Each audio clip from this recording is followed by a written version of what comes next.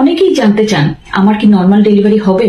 আসলে normal delivery হওয়া নির্ভর করে অনেক কিছুর উপর, যেমন আপনার শারীরিক এবং মানসিক সুস্থতা, সেটা হচ্ছে 1 নম্বর।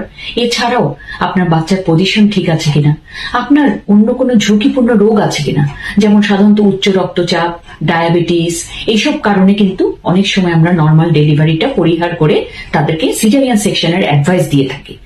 এছাড়াও আরো যেটা আমরা দেখি সেটা হচ্ছে তার পেলভিমেট্রি করে থাকি, অর্থাৎ তার পেলভিক ক্যাভিটি, মায়ের যে জরায়ুর আমরা মাসিকের রাস্তা দিয়ে হাত দিয়ে পিভি এক্সামিনেশন করে দেখে থাকি তার সন্তান প্রসবের রাস্তাটি যথেষ্ট প্রশস্ত আছে কিনা এবং সেটা তার মধ্য দিয়ে তার বাচ্চাটি সহজে আসতে পারবে কিনা।